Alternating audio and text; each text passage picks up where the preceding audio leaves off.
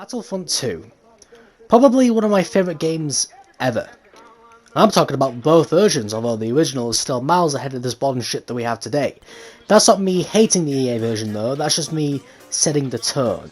Letting you all know what a perfect Star Wars game is. That being the original Battlefront 2. However, if you were to go looking for the EA version a couple of years ago, then yeah, we would be hating it. No, scratch that. We've been burning that shit on the stake, and that's crazy to think about now. It's crazy to think about the incredible revival of this game. Star Wars Battlefront 2 EA is without question one of the most controversial games, well, ever. Most of you should at least have heard of the controversy of this game, and of course the huge backlash EA received after, and hell, even before the game's release. For the game to go through all of that and somehow end up being as good as it is now, is without question one of the greatest comebacks in gaming history. In my opinion, of course. For those who are unaware of what I'm talking about though, let's take a trip back in time. 3 years ago, to be exact, because we need to know what happened before I can get onto the main topic of the video, as the title states. Let's go back and take a look at the absolute travesty that was the release of Battlefront 2. Alright class, settle down. I'm going to start things off here by asking you a question. What do you think this is? It seems like some kind of microtransaction. A complete pile of dog shit! Nah, yeah, you see, you're actually incorrect there. You see, that's actually offensive to dog shit.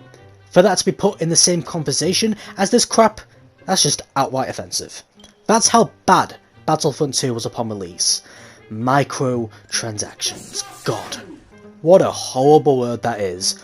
One of the most offensive things you could possibly say to a gamer such as myself. Because microtransactions, in my opinion, more or less represent just how far gaming has fallen since the era of the PlayStation 3 and Xbox 360. Now, I don't mean in terms of games themselves. I'm talking more about the companies, the ones who create the games, sell them to us. Activision, EA, Blizzard. God, what awful companies, alright? I mean, EA, for Christ's sake, guys, how the hell are you gonna go and win an award for Worst Gaming Company of the Year twice?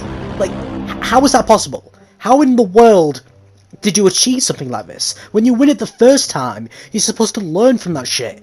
Not go outdo yourselves the year after and regain this, prestigious award?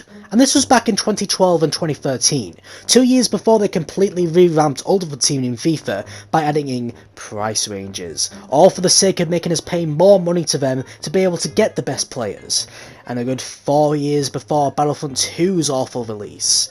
So yeah, we haven't even begun talking about the release yet, and it's already looking pretty terrible for you guys, isn't it? But yeah, to summarise, companies like EA, like Activision, sadly fell to the dark side many years ago, constantly implementing microtransactions into their games, resulting in the games more or less becoming pay to win. Right, yes, that phrase alone disgusts me to my very core. You want to know what's more disgusting though? When you essentially make one of your games completely based around the concept to begin with. Battlefront 2, everybody! Yes, that's right, boo them, they know what they did, and trust me, we knew too. What EA did was more or less surround the entire game around a bullshit loot box system. What this did was let people pay real money for access to enhancements and major characters that would otherwise take dozens of hours to unlock by playing the game normally. So for example, when the game was first released, in order to unlock a character like Luke Skywalker or Darth Vader, you'd most likely have to spend around 40 hours minimum to collect enough credits in order to unlock the two, and that would go for practically any hero slash villain too. Loot boxes were more or less there for you to skip those hours and get to those heroes quicker. You want it? It's yours, my friend, as long as you have enough money. And the entire game more or less worked around this system, around the awful pay-to-win concept, and yeah, let's just say we didn't take that so well, did we? Seriously? I paid $80 to have Vader locked? This is a joke. I'll be contacting EA support for a refund. I can't even play fucking Darth Vader? Disgusting. The age of microtransactions has gone way too far. Leave it to EA though to stretch the boundaries. Bro, just chill out. It ain't that big of a deal. No. He's got a point. The intent is to provide players with a sense of pride and accomplishment by unlocking different heroes. As for cost, we selected initial values based upon data from the open beta and other adjustments made to milestone rewards before launch. Among other things, we're looking at average per player credit earn rates on a daily basis, and we'll be making constant adjustments to ensure that players have challenges that are compelling, rewarding, and of course, attainable via gameplay. We appreciate the candid feedback. Candid? Bro, you literally pissed everyone off. The fuck do you mean, candid? And the passion the community has put forth around the current topics here on Reddit, our forums, and across numerous social media outlets. Keep that in mind though, guys. The passionate community. This is the stupidest fucking thing I've read all day. 40 hours to unlock a single hero? Horizon Zero Dawn is a 25-hour game and that gives you a more significant sense of accomplishment. For fuck's sake, Siege takes 25k points to unlock a DLC hero, which is roughly 17 hours of gameplay. You guys basically tripled that and then said it's for a sense of accomplishment. Shut the fuck up. This is straight up to get us to buy loot boxes. There is literally no other excuse. You can try and spin it however you want, but we all know it, including you. Yes, my lad. Round of applause everyone for Cold as Heaven. Hit the nail right on the head. Good work, soldier. You have made the Republic proud. Not gonna lie, I got a laugh out of me the first time I read it. But you wanna know what else is funny? Bro, look at that ratio. That right there, ladies and gentlemen, is the most disliked post on Reddit. History was made on this day, and we all can see clearly, everything has come to light. So yeah, the backlash was pretty rough, like, damn. It was straight up savage. Everyone was laughing at EA for just how badly they fucked up. I mean, either that or they were calling for the company's head, for ruining what should have been one of the best games to come out this decade. All because of a bunch of greedy bastards who could never seem to fill up those bastard pockets of theirs. It definitely affected them though, to the point where they would actually remove the loot box system altogether. Yeah, thanks to the fans' fire-like outrage, EA basically had no choice but to fix the game and remove the pay-to-win concept from it. Dry those tears away though, EA, because you see, if you actually create a game for the fans instead of just for the money, then people will actually buy your product. Believe it or not, it's not a hard thing to understand. Well, as time went on, it seems like they actually went along with that mindset, as the game went through what was without a doubt an incredible revival. I'm talking about the Clone Wars, baby. Your move. November 28th, 2018. A full year after the game's release, came the DLC that we had been waiting for. The DLC that would bring the game up from the remnants of EA's empire and mold it back into the Republic that we know and love. The Clone Wars DLC.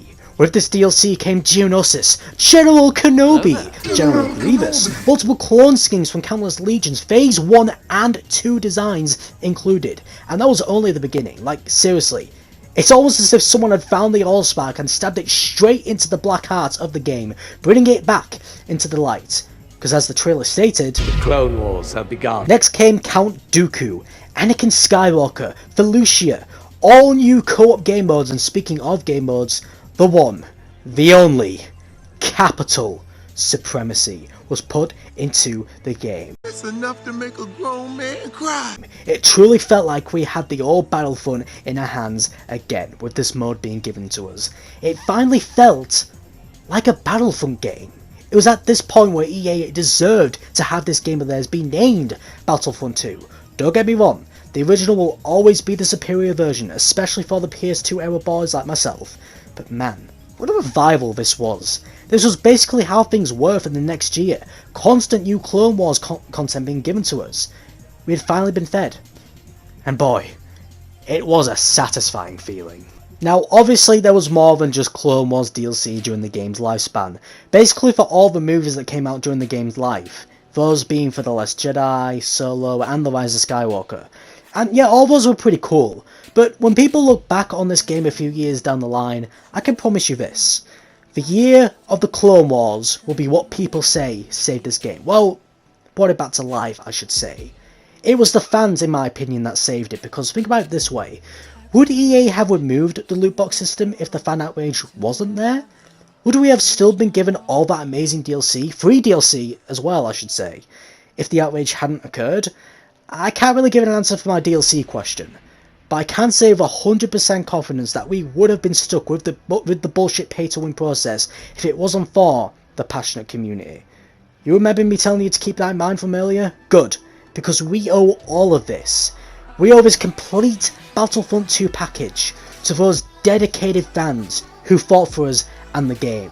And it wasn't just Reddit, it was all over. I'm subbed to a guy right now called the Atman, and it was his passion that he had for the Battlefront games, and the anger he had towards Battlefront 2's release, that made me click on that subscribe button. And this is a pretty massive dude on YouTube we're talking about too, even back then as well.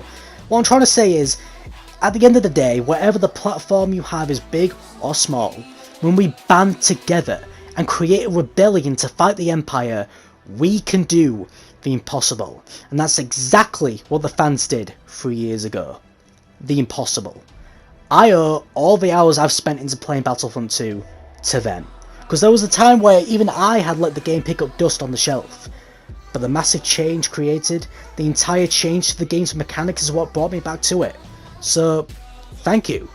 Thank you to everyone who fought for the rebellion. May your names forever be cemented into gaming history, because that's exactly what you did.